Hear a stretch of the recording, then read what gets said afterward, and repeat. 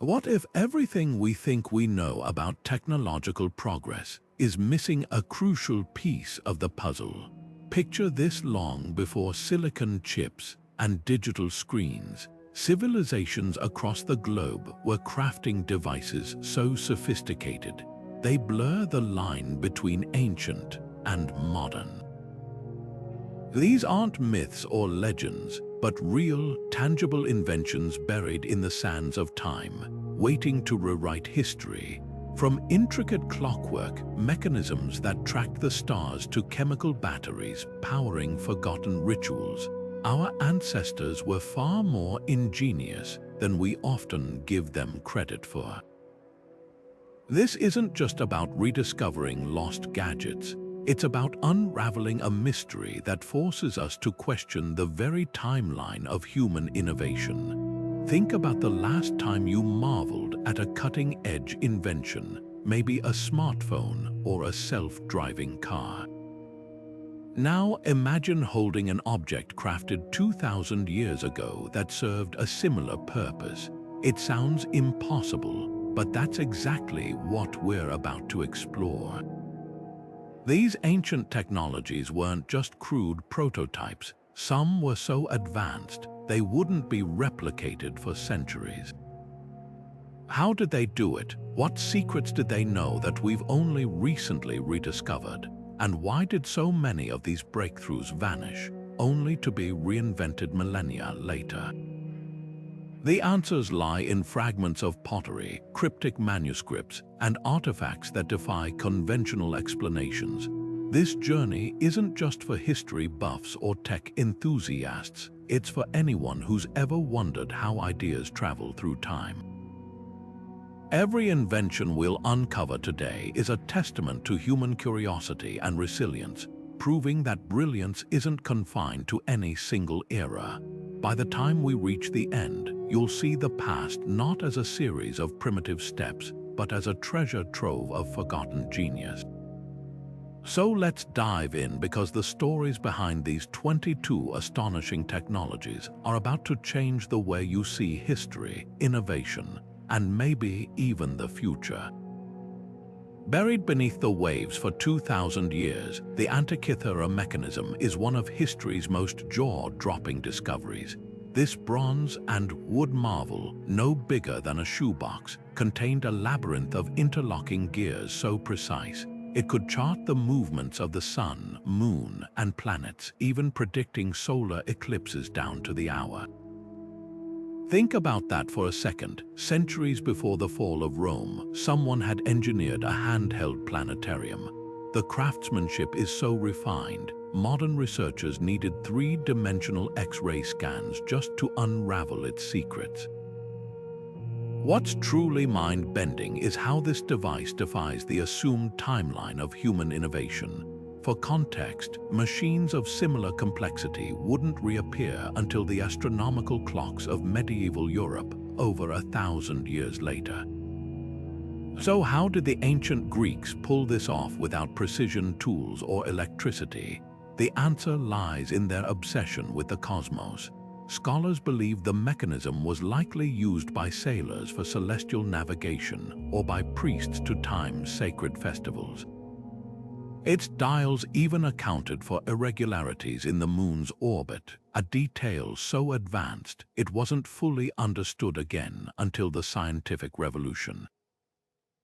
But here's the real kicker: the Antikythera Mechanism wasn't some one-off experiment. Surviving texts hint that similar devices existed in libraries and temples across the ancient world. Imagine what else might have been lost, what other breakthroughs vanished when Alexandria burned or when knowledge crumbled with empires. This single artifact forces us to reconsider everything we thought we knew about the pace of progress. It's not just a relic, it's a haunting reminder of how much genius the past might still be hiding.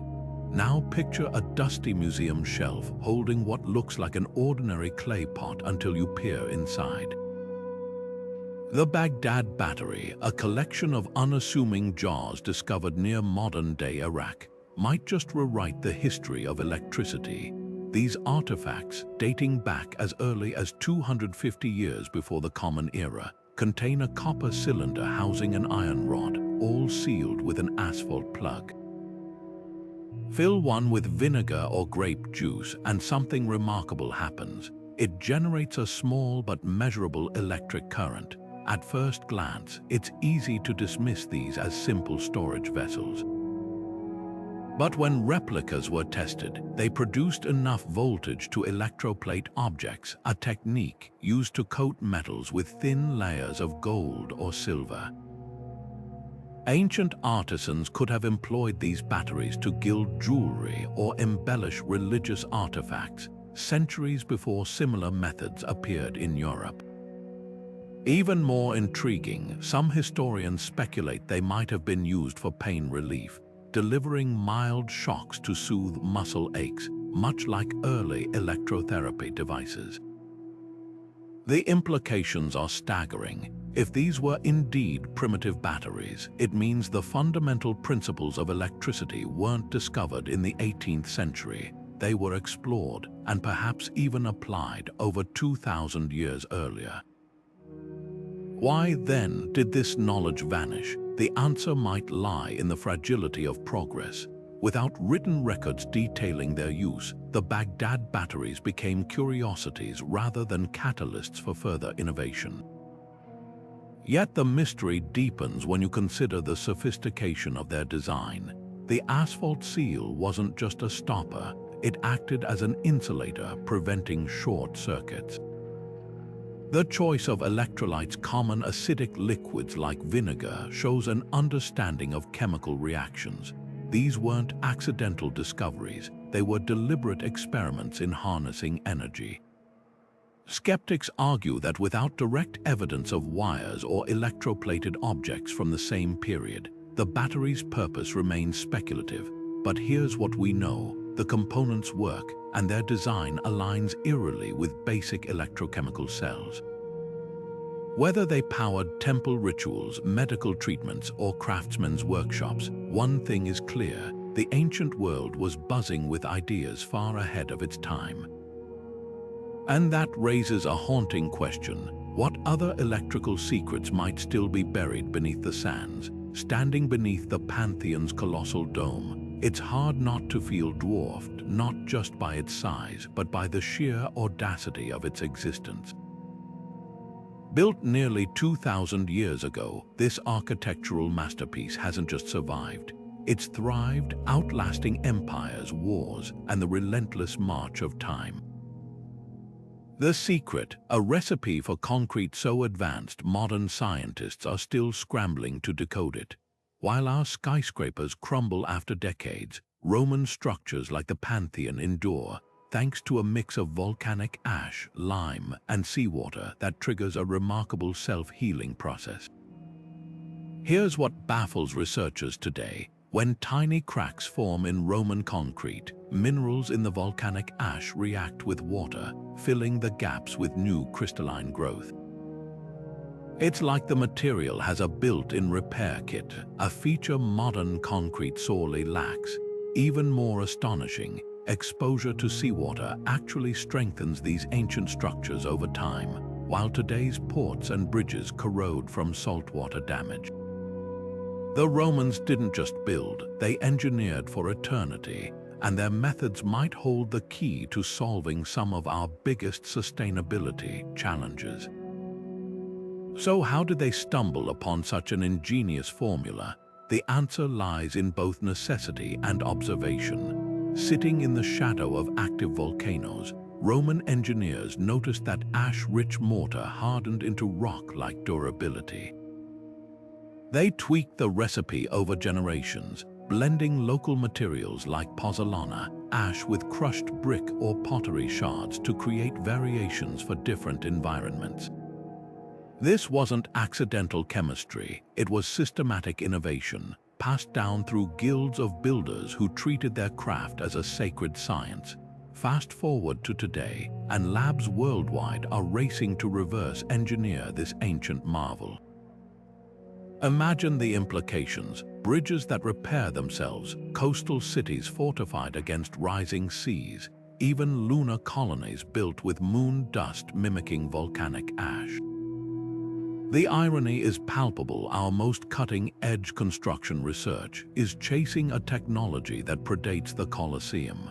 Yet the greatest lesson here isn't just about material science, it's about perspective. The Romans thought in centuries, not quarterly budgets, proving that the most sustainable solutions might not be the newest, but the wisest. What's haunting, though, is how much of this knowledge vanished with Rome's fall.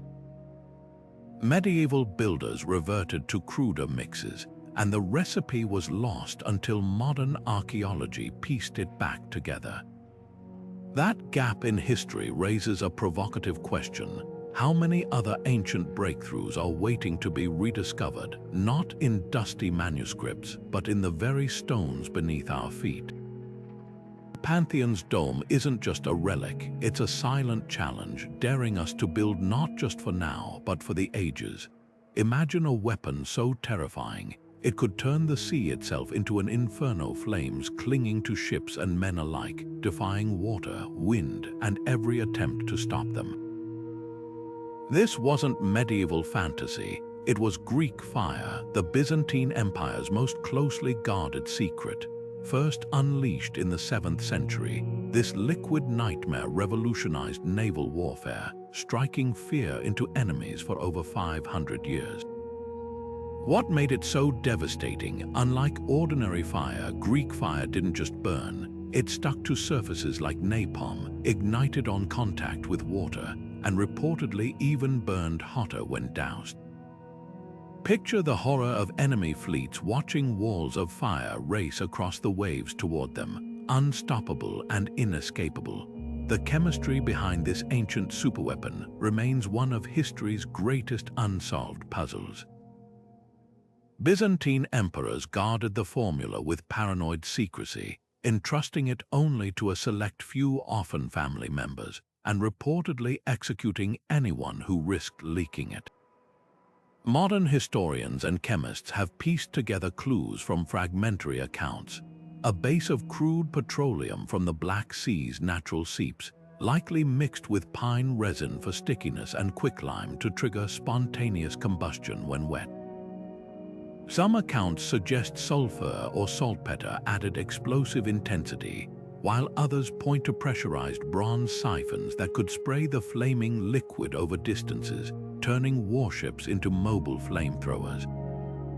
But here's what's truly remarkable. Greek fire wasn't just a tool of destruction, it was a strategic masterpiece. In an era before gunpowder, controlling this technology meant controlling the Mediterranean. The Byzantines wielded it sparingly, often as a last resort, to maximize its psychological impact. Enemy sailors would mutiny rather than face it, and entire invasions crumbled after a single fiery demonstration. Its deployment at the Siege of Constantinople in 678, for instance, annihilated an Arab fleet, saving the empire from collapse. Yet the greatest mystery isn't how Greek fire worked, it's why the knowledge vanished so completely. When Constantinople finally fell in 1453, the secret died with it. No recipes survived, no working models, not even reliable descriptions.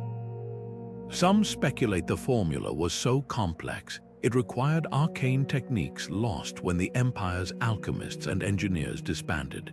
Others believe it was deliberately erased, a final act of defiance to prevent rivals from turning the weapon against Christendom. What lingers today isn't just curiosity about a chemical recipe, it's a lesson about the fragility of innovation. Greek fire reminds us that technological supremacy isn't guaranteed. Even the most advanced knowledge can slip through the cracks of time. And that raises a chilling question. How many other breakthroughs, equally revolutionary, have been lost to war, secrecy, or simple neglect? The flames may have faded, but the shadow they cast on history burns as bright as ever.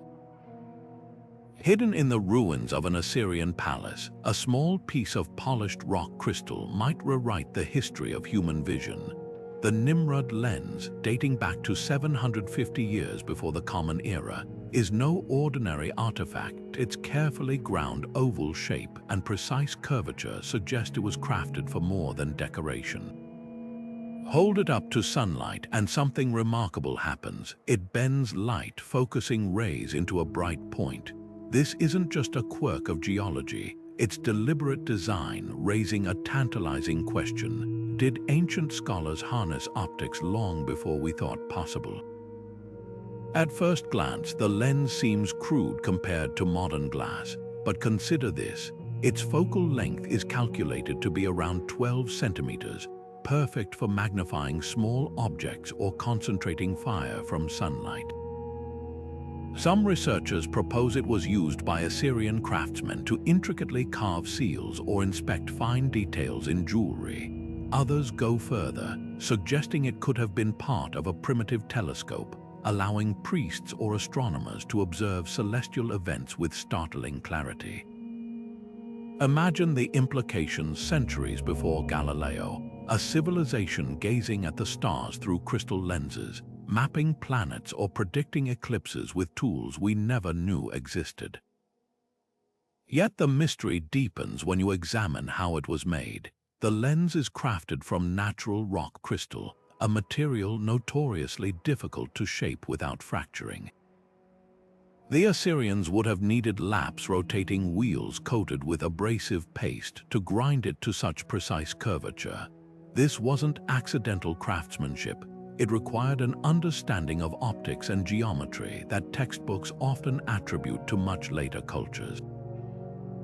Even more intriguing, the lens shows signs of wear along its edges, hinting it was mounted in some kind of frame, perhaps part of a larger instrument lost to time. Skeptics argue it might have been a decorative inlay or a ritual object, but the evidence leans toward utility. Ancient texts from the region mention burning glasses used in ceremonies, and Assyrian reliefs depict scholars holding objects that could be lenses. The real puzzle isn't whether the Nimrud lens worked, it's how widespread this knowledge was. Did it represent a rare experiment, or was it one survivor of a broader tradition of optical innovation? What's undeniable is the lens forces us to reconsider the timeline of scientific discovery. For centuries, we've credited the Greeks with pioneering optics, but here's proof of sophisticated understanding 1,000 years earlier. Perhaps the Assyrians weren't just warriors and kings, they might have been proto-scientists, unlocking secrets of light and vision in ways we're only beginning to decode. And that leaves us with a humbling thought. How many other ancient inventions lie buried in plain sight, waiting to shatter our assumptions about the past? The Nimrud lens isn't just a relic, it's a window into a forgotten world of innovation, one that challenges us to see history with new eyes.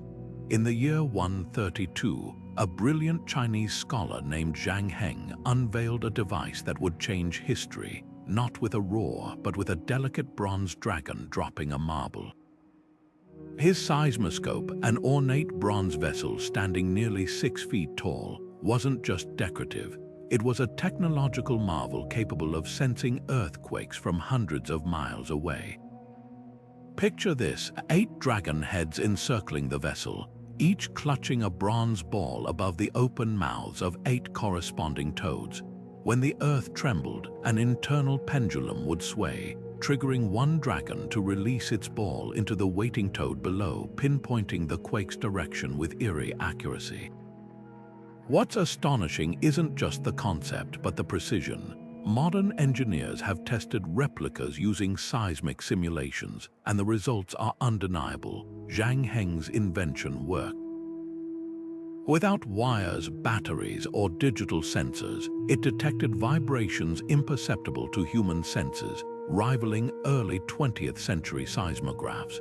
The real mystery lies in how it achieved this. Ancient texts describe an ingenious mechanism inside, likely a suspended pendulum or inverted pendulum system that amplified subtle tremors.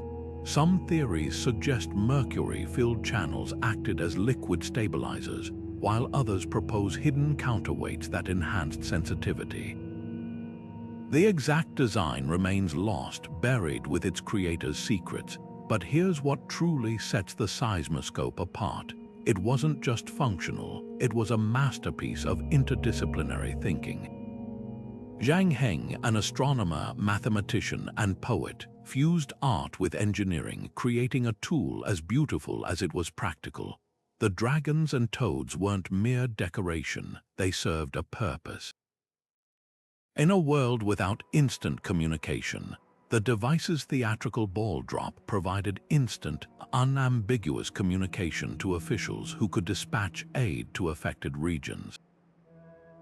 This was disaster response elevated to performance art, a silent, mechanical herald of distant catastrophe. Why does this matter today? Because the Seismoscope reflects a philosophy modern society often neglects: preparedness as an art form. Ancient China, sitting atop volatile fault lines, treated earthquake readiness as a civic duty. Zhang Heng's invention was commissioned by the Han Dynasty after a devastating quake, proving that innovation often springs from necessity. Compare that to contemporary seismic technology, advanced, yes, but rarely designed with the same elegance or public engagement. The Seismoscope didn't just warn, it mesmerized, ensuring people paid attention. Yet the most haunting question isn't how Zhang Heng built it, but why his knowledge didn't spark a global revolution in seismology. For centuries, the West dismissed earthquakes as divine wrath, while China had a mechanical oracle predicting them. The answer might lie in the fragility of shared knowledge. Without detailed blueprints, the Seismoscope's workings faded into legend, its principles rediscovered only recently.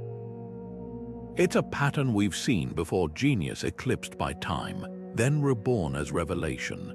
Today, as scientists study the Seismoscope's design for inspiration in creating low-tech, high-reliability seismic warnings for developing nations, the past whispers a lesson. Sometimes, the most advanced solutions aren't the ones needing the most power, but the most imagination. Zhang Heng didn't just anticipate earthquakes, he anticipated a future where technology served humanity with both precision and poetry. And that's a vision worth rediscovering. Amid the howling winds and churning waves of the North Atlantic, Viking navigators faced a challenge that would baffle even modern sailors: how to find the sun when the sky was a featureless gray. Their secret weapon wasn't some intricate machine, but a humble crystal, possibly calcite or cordierite, known as a sunstone. Norse sagas describe these translucent stones held aloft, their mysterious properties cutting through fog and cloud to reveal the hidden sun's position. Recent experiments prove the legends true. When rotated, these crystals polarize scattered sunlight, creating a telltale brightness pattern that points unerringly to the sun's location, even when it's completely obscured. This wasn't just clever trickery, it was precision optics harnessed for survival. Picture a Viking longship battling the elements, its crew relying on a sunstone to adjust their bearing when the stars and sun vanished for days. Unlike magnetic compasses, which falter near the poles, these crystals worked flawlessly in high latitudes, explaining how Vikings reached places like Newfoundland centuries before Columbus. The real brilliance lies in how they paired this tool with other navigational knowledge, tracking wave patterns, bird flight paths, and even the color of ocean water, to create a mental map of the invisible. What's startling is how these sunstones function. Calcite, for instance, splits light into two beams, and by rotating the crystal until both beams match in intensity, a navigator can trace the sun's azimuth with startling accuracy. Laboratory tests show it works even at twilight or under thick cloud cover, with margins of error as small as 1 degree. That's comparable to early sextants, yet this method predates them by nearly 1,000 years. But here's the twist: no physical sunstone has ever been found aboard a Viking wreck. The evidence comes from sagas, like the tale of King Olaf holding a stone to the sky on a snowy day to confirm the sun's position before a battle. This absence of artifacts raises tantalizing questions. Were sunstones so commonplace they weren't deemed worthy of burial, or were they guarded secrets passed down orally among elite navigators? Some scholars argue they might have been dual-purpose tools used for navigation, but also traded as decorative items or even burned as funeral offerings, leaving no trace. The Sunstones' legacy isn't just about Vikings. It's a masterclass in observing nature's hidden cues. Today, pilots and sailors still use polarized light for orientation, proving that ancient solutions sometimes outlast the technologies meant to replace them. Yet the Sunstones' true lesson is deeper. Innovation isn't always about creating something new, it's about seeing the extraordinary in the ordinary. A crystal that most would overlook became the key to an empire of waves and winds. And that begs the question, what other natural wonders, sitting unnoticed around us, hold the seeds of the next revolution? The Vikings didn't just navigate the seas, they navigated the limits of human perception, turning the sky itself into a compass. In the hands of a medieval warrior, a Damascus steel blade wasn't just a weapon, it was a masterpiece of molecular engineering. Forged as early as 300 years before the Common Era, these swords could slice through lesser metals like butter, their surfaces etched with mesmerizing watery patterns that seemed to ripple like silk. But what truly set them apart wasn't just their beauty, it was their almost supernatural resilience. Historical accounts describe blades so sharp they could cleave a falling scarf in midair, yet so durable they resisted shattering even against the toughest armor. The secret, a long-lost recipe involving wootz steel, a high-carbon alloy from India, transformed through a process modern scientists still can't perfectly replicate. At the heart of the mystery lies an astonishing microstructure. When examined under electron microscopes, Damascus steel reveals a matrix of carbon nanotubes and carbide nanowires, nanoscale features that shouldn't exist in metalwork predating the Industrial Revolution by 2 millennia. These structures acted like microscopic rebar, granting the steel unmatched flexibility and edge retention. Imagine a material that could bend without breaking, yet hold a razor's sharpness after countless battles. That's not just superior craftsmanship, it's a glimpse into an ancient understanding of materials that borders on alchemy. The forging process was as much art as science. Blacksmiths started with wootz ingots, rich in trace elements like vanadium and tungsten, then heated and hammered them in precise cycles of folding and quenching. Some theories suggest the steel was cooled in special organic solutions, perhaps pomegranate juice or animal urine, introducing carbon in ways that created those legendary nanostructures. The distinctive patterns weren't just decorative, they were visual proof of the steel's layered, stress-resistant grain. Yet by the 18th century, the knowledge vanished. The last true Damascus blades were likely forged around 1750, their techniques lost to war, trade disruption, or perhaps guild secrecy. Modern attempts to recreate them, even with advanced metallurgy, fall short. Laboratories can mimic the surface patterns, but the original's perfect balance of hardness and flexibility remains elusive. Some blame the disappearance of specific ore deposits. Others argue it was the loss of painstaking hand-forging traditions that no industrial process can duplicate. What's haunting isn't just the loss of a recipe, it's the realization that ancient smiths achieved nanostructures without microscopes or chemistry textbooks. They worked by intuition, observation, and generations of trial and error, unlocking material properties we're only now beginning to quantify. Today, researchers study Damascus steel not just to recreate swords, but to inspire breakthroughs in everything from fracture-resistant aircraft components to biomedicine.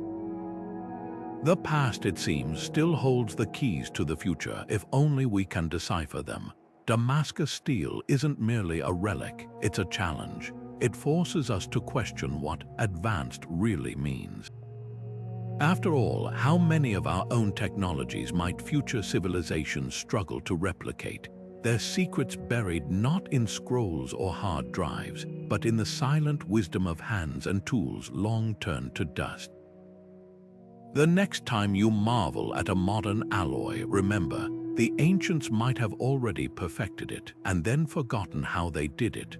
For centuries, the philosopher's stone wasn't just a legend. It was the ultimate scientific quest, pursued by minds as brilliant as Isaac Newton and as enigmatic as Nicholas Flamel.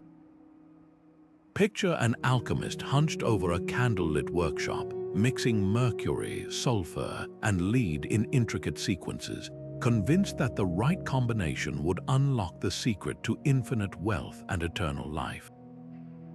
To modern eyes, it sounds like fantasy, but these experiments weren't just wild guesses. They were methodical trials that bridged magic and science, laying the foundations for chemistry as we know it. What's fascinating isn't just the stone's mythical properties. It's how close alchemists came to real discoveries without realizing it. Their meticulous notes describe processes like distillation, crystallization, and fermentation centuries before these techniques were formalized. When they heated metals or dissolved minerals, they weren't just chasing gold. They were stumbling upon chemical reactions that would later explain atomic structure.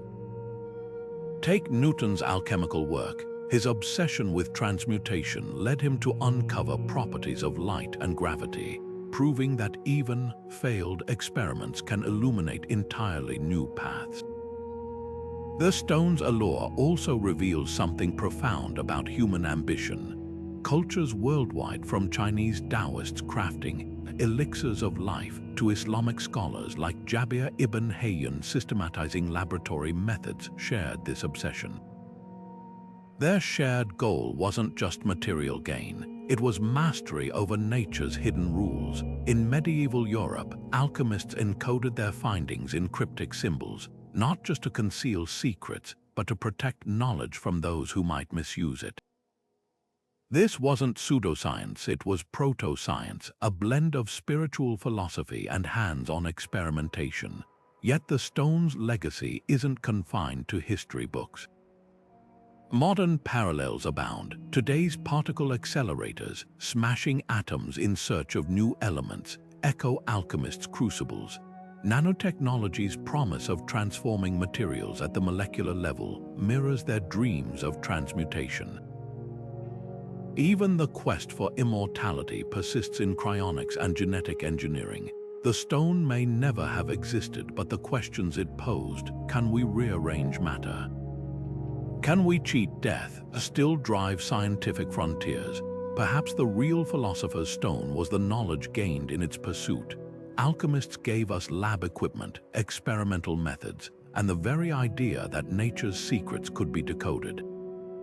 Their failures were stepping stones to periodic tables and pharmaceuticals. So next time you dismiss an old myth, remember, the line between alchemy and chemistry isn't as clear as it seems. Sometimes the greatest discoveries begin as impossible dreams. High in the Andes, where the air thins and the clouds cling to mountain peaks, the Inca Empire once managed a vast civilization without a single written word, at least not as we know it. Instead, they used Quipus, intricate arrays of knotted cords that stored everything from tax records to epic poems. Imagine an entire empire's knowledge encoded not in ink or stone, but in the twists and loops of colored strings.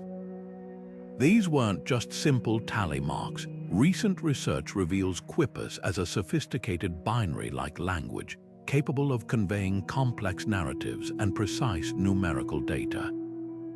How did a society without alphabetic writing develop such an advanced system? The answer lies in the Inca's genius for turning the tactile into the transcendent. Each quipu consisted of a main cord with dangling pendants, each knot's position, size, and type representing different values or concepts. The colors of the cords added another layer of meaning. Red might signify soldiers, yellow for gold, green for crops. But here's where it gets fascinating. The knots weren't just numbers. Some scholars argue they encoded syllables or even entire words, functioning as a tactile writing system.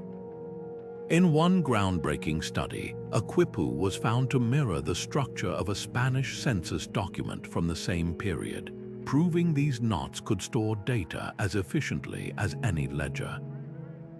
What's truly revolutionary is how Quipus blur the line between math and language.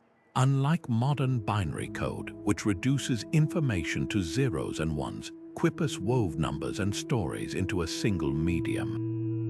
A single cluster of knots might record the harvest from a distant village, while its placement on the cord could hint at the village's loyalty to the emperor. This wasn't just accounting, it was data visualization centuries before pie charts or spreadsheets. And because Quipus were portable, they became the nervous system of an empire spanning thousands of miles, carried by runners along the Inca's legendary road network. Yet the full depth of their complexity remains just out of reach. Spanish colonizers, intent on dismantling Inca culture, destroyed thousands of Quipus as pagan artifacts. Only about 600 survive today, many cut from their original context like pages torn from a book. Modern researchers, from anthropologists to computer scientists, are racing to decode them, using everything from pattern recognition algorithms to comparisons with Quechua oral traditions. Some even speculate Quipus might hold untapped knowledge about Inca astronomy or medicine lost because we lack the key to read them. The real lesson of Quipus isn't just about ancient innovation. It's a challenge to our assumptions about intelligence and progress. We often equate writing with advancement, but the Incas thrived without it, crafting a system that engaged multiple senses and disciplines. In a world drowning in digital data, perhaps there's wisdom in their approach, information that can be held, felt, and woven into something tangible. The Quipu's knots whisper a reminder that communication isn't confined to letters on a page, but can dance in the spaces between, waiting for the right hands to unravel its secrets. Archimedes' legendary heat ray sounds like something ripped from a science fiction novel. Ancient mirrors harnessing the sun's fury to set enemy ships ablaze. According to historical accounts, during the siege of Syracuse in 214 before the Common Era, the Greek polymath orchestrated a terrifying defense using polished bronze shields. Positioned along the city's walls, these reflectors focused sunlight into a searing beam, igniting the sails and hulls of invading Roman vessels. The story stretches credulity, yet modern researchers have put it to the test with startling results. In 2005, a team from the Massachusetts Institute of Technology recreated the experiment using 127 mirrored tiles, each about the size of a doorway. Under clear skies and still conditions, they managed to scorch a wooden ship replica 30 meters away, proving the concept wasn't just myth, it was physics. The key lies in parabolic reflection, a principle Archimedes likely understood through his work on optics and geometry. By angling multiple mirrors to converge sunlight at a single point, temperatures can soar past 300 degrees Celsius, enough to char dry tinder or treated canvas almost instantly. But here's where history and science diverge. While the heat ray is technically feasible, skeptics argue that ancient mirrors lack the precision to maintain focus on moving ships amidst the chaos of battle. Waves, wind, and the smoke of war would have disrupted the beam's consistency. Yet supporters counter that Archimedes might have employed a different approach, perhaps using a single massive parabolic mirror or directing the reflections in waves to overwhelm targets through cumulative heat. The truth may lie somewhere in between, not a flamethrower-like weapon, but a psychological terror tool, its sporadic flames magnified by panic and legend. What's undeniable is how the tale reflects Archimedes' genius. Centuries before the term engineering existed, he was devising war machines that leveraged fundamental physics, from his famous screw for lifting water to theoretical designs for massive clawed cranes that could capsize ships. The heat ray, whether fully realized or aspirational, reveals a mind probing the boundaries of energy manipulation. It's no coincidence that modern directed energy weapons, like laser defense systems, trace their conceptual lineage back to Syracuse's shores. The deeper lesson here isn't about mirrors or flames. It's about how innovation thrives under pressure. Facing annihilation, Archimedes didn't just rely on brute force. He turned sunlight itself into a weapon, blending theoretical insight with ruthless practicality. That same spirit drives today's scientists exploring solar power satellites or laser propulsion. The past whispers a provocative idea. Sometimes the most advanced solutions are hiding in plain sight, waiting for the right mind to focus them. Archimedes' lost blueprints might as well be a challenge, to see the world not as it is, but as it could be, one reflected ray at a time. Hidden in the pages of Heron of Alexandria's manuscripts lies a spinning brass secret, the eolipile, a device so ahead of its time, it could have rewritten the Industrial Revolution's timeline. Picture a hollow metal sphere perched atop a boiling kettle, with two bent nozzles jutting from its sides like tiny arms. As steam roared through those pipes, the sphere would whirl faster and faster, transforming heat into motion with eerie precision. This wasn't just a toy, it was the first recorded steam engine, predating James Watt's famous design by over 1,600 years. Yet instead of powering factories or trains, it became a temple curiosity, a party trick for wealthy patrons. How did such revolutionary potential go unnoticed? The answer lies at the crossroads of ingenuity and indifference. Heron's genius wasn't in question. His eolipile harnessed the same basic principles as modern jet turbines. Steam escaping through the nozzles created thrust, spinning the sphere through what we now call action-reaction forces. The same physics that propel today's rockets were demonstrated in a device small enough to hold in your hands. But here's the twist. Heron and his contemporaries saw it as little more than a marvel of pneumatics, a demonstration of nature's hidden forces rather than a tool to reshape society. Unlike Watt's steam engine, born from the urgent need to pump water from coal mines, the eolipile existed in a world without pressing industrial demands. Alexandria's economy thrived on slave labor and manual craftsmanship. The idea of mechanizing production simply didn't resonate. Cultural priorities played a silent but decisive role. The ancient Mediterranean celebrated inventions that dazzled: automated temple doors, mechanical theaters, hydraulic organs, but rarely those that merely improved efficiency. Steam power lacked the spectacle to capture imaginations when cheap human labor was abundant. Even Heron's own writings treat the eolipile as a footnote among his more theatrical creations. It's as if Leonardo da Vinci had sketched a microchip, then tossed it aside to focus on designing elaborate court pageants. Yet the eolipile's legacy isn't just a story of missed opportunities. Modern engineers who have reconstructed it note its startling efficiency. Some replicas hit speeds over 1,500 revolutions per minute. Had someone paired this technology with the water pumps or looms of the era, history might have pivoted. But that's the haunting lesson here. Innovation doesn't exist in a vacuum. Without the right social and economic conditions, even the most brilliant ideas can gather dust for centuries. What makes the eolipile truly poignant is how it mirrors our own era's technological crossroads. How many breakthroughs are we overlooking today because they don't align with short-term profits or trending industries? Heron's spinning sphere whispers across the ages, reminding us that progress isn't just about invention, it's about vision. And sometimes the future arrives quietly, waiting for the right moment to be heard over the noise of the present. Deep in the steamy jungles of Mesoamerica, the Maya were perfecting a material so versatile, it still baffles modern chemists: rubber. Long before Charles Goodyear patented vulcanization in the 19th century, these ancient innovators were crafting bouncy balls, waterproof fabrics, and even tool handles from processed latex. Their secret, a surprising addition to the recipe: morning glory sap.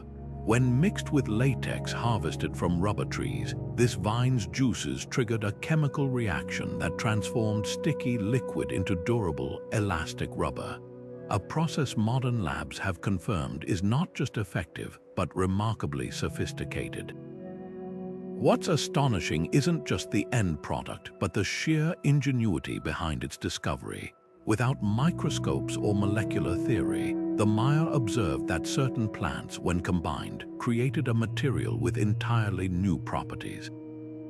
The morning glory's sulfur-rich compounds acted as a natural vulcanizing agent, cross-linking latex polymers in a way that mirrored industrial processes developed millennia later. Imagine the trial and error. This must have required generations of artisans experimenting with jungle flora, slowly unlocking the secrets of elasticity and strength. This wasn't accidental chemistry, it was systematic science disguised as tradition. Consider the ceremonial ball games where these rubber balls took center stage. Wrapped in ritual and symbolism, these games were more than sport, they were cosmic dramas, with players' movements mirroring celestial bodies. The balls themselves, some weighing up to 9 pounds, had to withstand brutal impacts without shattering or losing their bounds. Modern engineers who have recreated them using traditional methods report performance comparable to synthetic rubber, with a surprising twist. The Maya's plant-based formula may have been more environmentally sustainable than today's petroleum-derived alternatives. Beyond games, rubber permeated daily Mayan life. Waterproof cloaks kept travelers dry in torrential rains, while rubber-soled sandals provided traction on slick stone pathways. Adhesives bonded intricate mosaics, and rubber-lined containers preserved food. Each application reveals a deep understanding of material science, tailored to the challenges of tropical living. The irony is palpable. Centuries before biodegradable became a buzzword, the Maya had already perfected a renewable, high-performance material. Yet the most compelling question isn't how they made rubber, it's why this knowledge faded into obscurity. Spanish colonizers, dismissive of indigenous technology, overlooked rubber's potential, focusing instead on extracting gold and silver. The morning glory's role was forgotten, and Europe spent centuries reinventing vulcanization from scratch.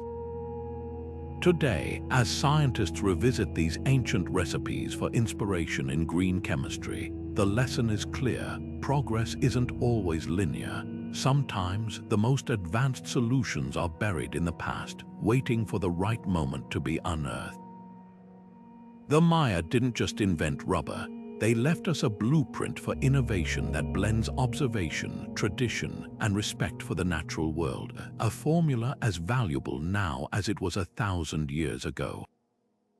Held up to the light, the Lycurgus Cup transforms like magic, shifting from opaque green to glowing ruby red as liquid fills it.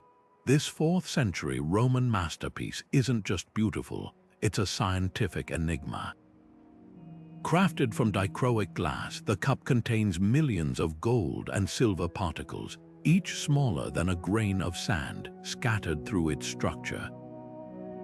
These aren't mere specks of treasure, they're nanoparticles engineered at a scale so precise, modern researchers needed electron microscopes to unravel their secret. When light hits them, electrons in the metal vibrate at specific frequencies, scattering blue and green wavelengths while letting red pass through. The result: A color-changing illusion that wouldn't be fully understood until the rise of nanotechnology in the 1990s. What's staggering isn't just the effect, it's how the Romans achieved it without knowing atomic theory or quantum physics. Historians believe artisans stumbled upon this technique through relentless experimentation, perhaps noticing that adding trace amounts of precious metals to molten glass created unexpected hues. The process would have been painstaking, grinding gold and silver to near invisible fineness, mixing them in exact proportions, and controlling furnace temperatures with astonishing precision. This wasn't accidental artistry, it was materials science disguised as craftsmanship. The cup's creators may not have known why it worked, but they mastered how to replicate it, suggesting a tradition of observation and refinement lost to time. But the Lycurgus Cup isn't alone. Similar nano-enhanced glass has been found in fragments across the ancient world, from Alexandria to Constantinople. Some scholars speculate these techniques originated even earlier, in Persian or Egyptian workshops, passed down through guilds as trade secrets. The real mystery is why this knowledge vanished. By the Middle Ages, the recipe was forgotten, and Europe wouldn't rediscover colloidal gold's optical properties until the Renaissance. Was it the fall of Rome that severed this thread of innovation?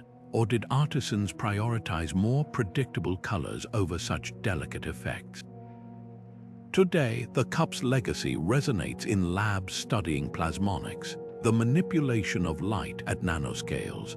Modern applications range from medical diagnostics, where gold nanoparticles detect cancer cells, to smart windows that tint on command. Yet the ancients got there first, proving that nanotechnology isn't just a modern frontier, it's an ancient craft waiting to be reinterpreted. The Lycurgus Cup whispers a tantalizing question. If they could engineer materials at the atomic level without even knowing atoms existed, what other microscopic marvels might still be hiding in plain sight? Among the shadowy corridors of Egypt's Dendera temple, a single carving has ignited a debate that blurs the line between ancient symbolism and technological possibility. The so-called Dendera light relief shows a surreal scene, a snake-like filament curled inside an elongated bulb, supported by a pillar and held by a priest-like figure. At first glance, it resembles a modern light bulb's internal structure, complete with what some argue could be wiring or even a socket. To believers, this isn't just art, it's evidence of forgotten electrical knowledge, a literal blueprint for artificial illumination in a civilization that left no physical traces of such technology. Mainstream archaeologists counter that the image is purely symbolic, a representation of the sun god Ra emerging from a lotus flower, a common motif in Egyptian mythology. The filament could depict a serpent, a symbol of divine energy, while the bulb might be the womb of the sky goddess Nut. Context matters. Similar carvings appear alongside depictions of other gods, reinforcing their ritual significance. But here's where the mystery deepens. The temple's underground crypts where these reliefs are found show no soot marks from torches or oil lamps, despite intricate murals that would have required steady light to create. How did ancient artists work in such pitch-black conditions? Proponents of the lost technology theory point to oddities that defy easy explanation. The bulb connects to what looks like a cable, trailing to a box held by another figure, a setup eerily reminiscent of an electrical circuit. Experiments with replicas have shown that gold-plated copper wires, immersed in acidic solutions like vinegar, could generate faint light, hinting at a crude but functional electrochemical cell. Even more compelling are ancient accounts, like the Greek historian Plutarch's description of inextinguishable lamps in Egyptian temples, or Arab chronicles mentioning underground chambers bathed in perpetual light. Yet skepticism remains for good reason. No physical remnants of bulbs, batteries, or generators have ever been found in Egypt. The absence of supporting artifacts, or even textual references to artificial lighting, makes the theory hard to square with the otherwise meticulous record-keeping of Egyptian scribes. Modern recreations of the proposed Dendera lamp often rely on materials and techniques the Egyptians wouldn't have had access to, like vacuum-sealed glass or refined metals. Perhaps the truth lies somewhere in between. The relief might encode a different kind of wisdom, not literal electricity, but a profound understanding of energy's symbolic and spiritual forms. The Egyptians revered light as a divine force, and their temples were designed to harness celestial alignments during solstices, flooding inner sanctuaries with sunlight at precise moments. Could the Dendera carving be a metaphor for this sacred illumination, a visual hymn to the sun's power rather than a technical diagram? What's undeniable is how the debate reflects our own biases. We're quick to project modern inventions onto the past, searching for light switches in hieroglyphs, when the real marvel might be how they manipulated perception without them. The Dendera relief challenges us to consider that innovation isn't always about hardware. Sometimes it's about seeing the world through a lens we've forgotten. Whether it depicts a bulb or a cosmic serpent, one thing is certain: the ancients were playing with ideas far brighter than we've yet uncovered. Buried in the remote mountains of China, the Dropa stones remain one of archaeology's most contested puzzles. These circular, grooved discs, some dating back 12,000 years, resemble nothing so much as primitive vinyl records except for the microscopic spiral grooves that, under magnification, reveal baffling patterns eerily reminiscent of modern circuit boards. Fringe theorists propose these weren't just ritual objects but functional components, perhaps even crystalline semiconductors capable of storing or transmitting energy. Imagine the implications: a prehistoric technology harnessing the same principles that power today's transistors, millennia before Shockley and Bardeen patented their breakthrough. Mainstream scholars dismiss such claims outright, pointing to the lack of corroborating evidence or plausible cultural context. The stone's grooves, they argue, could be nothing more than weathering patterns or the byproduct of ancient lapidary techniques. Yet the mystery deepens when you examine the lore surrounding them. According to a controversial 1962 Russian study, since discredited but never fully disproven, the discs contain trace amounts of cobalt and other metals arranged in crystalline structures that, under electrical stimulation, exhibited unusual conductivity. Whether fact or fabrication, the idea taps into a broader question: how much of the ancient world's material science have we misunderstood? Consider the Baghdad Battery alongside these stones.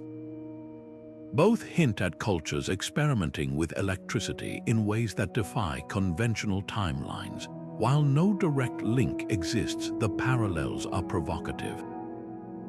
Even if the Dropa stones weren't electronic devices, their very existence challenges our assumptions about prehistoric innovation. Could early artisans have stumbled upon semiconductor-like properties while polishing quartz or obsidian, noticing strange sparks or vibrations under specific conditions? Without written records, we're left reading between the grooves, literally. What makes these theories compelling isn't just their audacity, it's the way they mirror legitimate archaeological surprises. The Antikythera Mechanism was once dismissed as impossible until its gears were deciphered. The Viking Sunstones sounded like myth until polarizing crystals proved their navigational power. The line between fringe speculation and groundbreaking discovery often hinges on a single artifact waiting to be reinterpreted. Perhaps the real value of the Dropa stones lies not in proving ancient electronics, but in exposing our own biases. We tend to view technological progress as a straight line, but history is full of dead ends and detours, knowledge gained, lost, and reinvented. Whether these discs were ritual objects, tools, or something stranger, they remind us that the past still holds whispers of roads not taken. And sometimes the most radical ideas aren't about rewriting history, they're about expanding what we thought was possible all along. In the candlelit courts of medieval rulers, mechanical wonders came to life, not with electricity or silicon, but with gears, water, and sheer ingenuity. Take Al-Jazari's 12th century programmable boat, a floating orchestra of automated musicians that could play drums, harps, and flutes without human hands. This wasn't just a party trick, it was a masterpiece of hydraulic engineering, using precise water flow to control timing and sequence. The boat's secret lay in rotating pegs on a cylinder, much like a music box, triggering levers that struck instruments in perfect rhythm. Sound familiar? It's the same principle behind early computer punch cards, yet this device predated them by 800 years. Then there's Leonardo da Vinci's mechanical knight, a suit of armor reportedly capable of sitting, standing, and even waving its sword, all through an intricate system of pulleys and cables. Reconstructed from Leonardo's cryptic notebooks, modern engineers confirm the design wasn't just plausible. It was a marvel of biomechanics, mimicking human anatomy with startling accuracy. What's striking isn't just the knight's complexity, but its intent. Unlike mere curiosities, these automata were prototypes, probing the boundaries of what machines could do. But the real surprise lies in their ubiquity. From China's automatic dragon chariots to Europe's celestial clocks crowned with moving saints and planets, self-operating machines were a global phenomenon. The Byzantine throne of Emperor Theophilos, for instance, featured roaring golden lions and singing mechanical birds, designed to awe foreign diplomats. These weren't isolated experiments. They reflected a widespread fascination with mimicking life through mechanics. Why, then, didn't the Industrial Revolution begin in the Middle Ages? The answer lies in context. Without mass production or standardized parts, each automaton was a bespoke treasure, affordable only to kings and temples. Yet their legacy endures in unexpected places. The Geneva drives in Al-Jazari's water clocks evolved into film projectors, while his crank slider mechanisms paved the way for steam engines. The past wasn't just playing with toys, it was laying the groundwork for revolutions no one saw coming. The deeper lesson here isn't about gears or levers, it's about imagination. These inventors didn't have the word robot, but they grasped its essence, the dream of breathing motion into the inanimate. Their creations whisper a tantalizing truth, that innovation isn't about the tools you have, but the vision to see beyond them. And sometimes the future arrives first as a whimsical marvel, waiting centuries for the world to catch up. Soaring through the pages of ancient Indian texts like the Mahabharata and Ramayana are descriptions so precise they could be ripped from an aeronautics manual. Vimanas, celestial chariots said to navigate the heavens with roaring engines and flashing lights.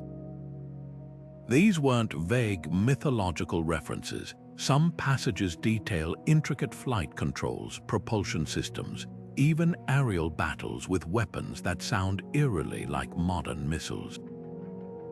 One account describes a pilot adjusting a mercury vortex engine to ascend vertically, while another speaks of crafts that could hover motionless or traverse continents in hours. The specificity is staggering, raising an unsettling question. How did civilizations thousands of years ago conjure such technically plausible visions of flight without the scaffolding of modern science? Halfway across the world, the Nazca lines add another layer to this mystery. Etched into Peru's desert plains between 500 years before the Common Era and 500 years after, These colossal geoglyphs depict spiders, hummingbirds, and geometric shapes so vast, their full forms only reveal themselves from hundreds of feet in the air. Conventional archaeology attributes them to ritual pathways or celestial calendars, but the sheer scale and precision beg another possibility. Were these meant to be seen and perhaps even designed from above? The absence of nearby vantage points is puzzling enough, but some lines run arrows straight for miles with curves so mathematically perfect they'd challenge modern surveyors. How did artists working without aerial perspective achieve such accuracy? Skeptics rightly point out the lack of physical evidence. No ancient engines or aircraft remnants have ever been found. Yet the parallels between these disparate cultures are hard to ignore. Both the Vimana texts and Nazca glyphs emerge from societies deeply attuned to celestial patterns, where astronomy and mythology intertwined. Could these be symbolic representations of cosmic knowledge rather than literal technologies? The Jain concept of Akasha, a space filled with invisible energies, mirrors descriptions of aerial navigation, while Nazca's alignment with solstice sunrises suggests rituals tied to the sky's rhythms. But here's where the narrative twists. In 1996, a team of German engineers reconstructed a Vimana based on Sanskrit blueprints, using materials available in antiquity. The result, a lightweight, wingless aircraft capable of stable gliding, its design principles aligning uncannily with modern aerodynamics. Meanwhile, experimental archaeologists have demonstrated that the Nazca could have plotted their lines using simple ropes and stakes, scaling up small models, a testament to human ingenuity rather than extraterrestrial intervention. Perhaps the real revelation isn't whether ancient civilizations flew, but how they imagined the impossible with such startling clarity. Vimanas and Nazca lines remind us that innovation begins in the mind long before it takes physical form.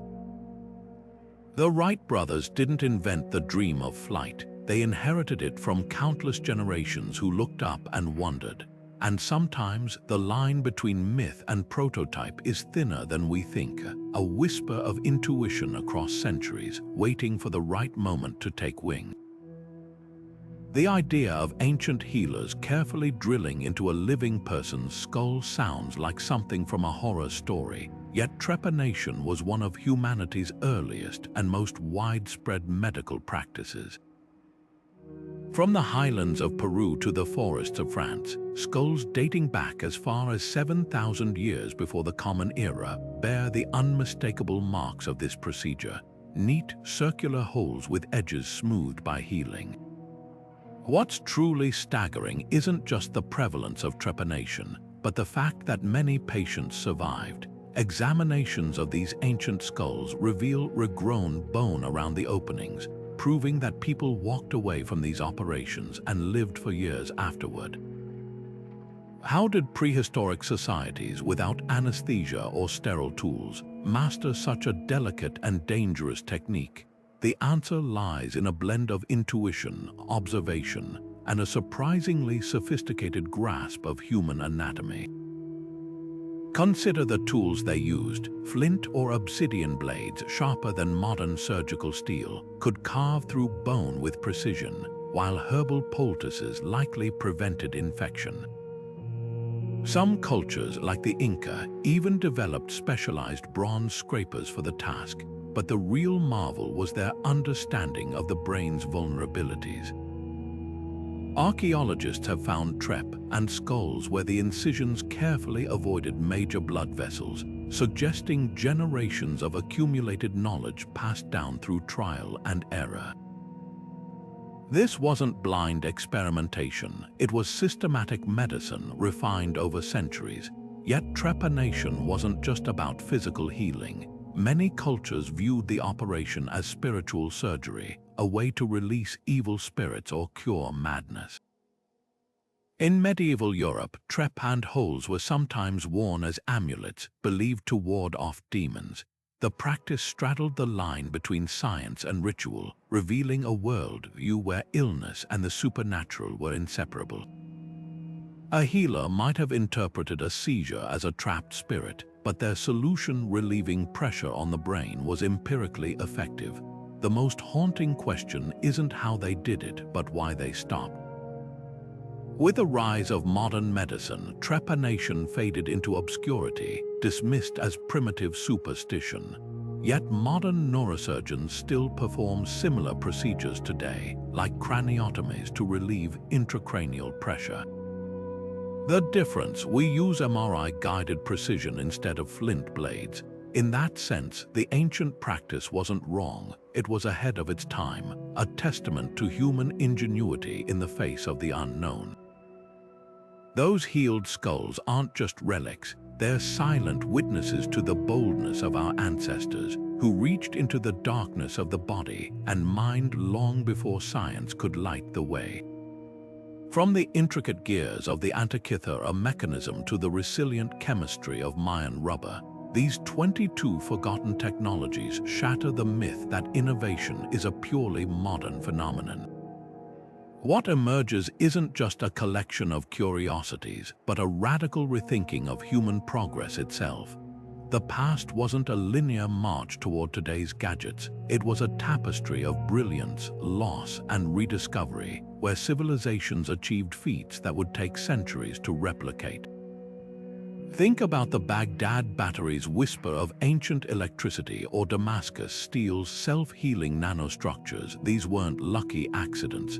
They were the products of observation, experimentation, and a deep understanding of the natural world that rivals our own. But here's the humbling truth: for every artifact we've unearthed, countless others likely vanished without a trace. The libraries of Alexandria burned, the workshops of Nineveh crumbled, and with them, generations of knowledge turned to dust. Imagine the inventions that never made it into the archaeological record, the tools, the techniques, the ideas that could have reshaped history if only they'd survived. The Antikythera Mechanism wasn't a one-off. Greek texts hint at similar devices lost to time. The Baghdad Battery might have been part of a broader tradition of electrochemistry we'll never fully reconstruct. This isn't just about marveling at the past, it's about redefining how we approach the future. Modern science often rediscovers what ancient cultures already knew, from Roman self-healing concrete guiding sustainable architecture to Viking sunstones inspiring new navigation tools for polar expeditions. The lesson here isn't that we should abandon cutting-edge research in favor of digging up old blueprints. It's that innovation thrives when we stop seeing history as a ladder and start seeing it as a vast, untapped library. The answers to some of today's biggest challenges, climate-resistant materials, energy-efficient tech, even medical breakthroughs, might be hidden in plain sight, waiting for us to recognize them. So what's next? The hunt isn't over. Archaeologists are still decoding Quipus knots, chemists are analyzing Maya rubber recipes, and engineers are studying Archimedes' heat ray for solar energy applications. Every artifact we uncover is a puzzle piece, and every revelation forces us to ask, how much more have we missed? The real takeaway isn't just that ancient people were smarter than we thought. It's that human creativity has always burned bright, even in the most unexpected places. If this journey through forgotten genius has sparked your curiosity, don't let it end here. Share your thoughts below. Which of these ancient innovations blew your mind the most? And if you're craving more stories of history's hidden wonders, hit that subscribe button so you never miss an exploration. After all, the past isn't just behind us, it's all around us, whispering secrets to those willing to listen. Keep questioning, keep wondering, and who knows, maybe you'll be the one to uncover the next great rediscovery. Until then, stay curious.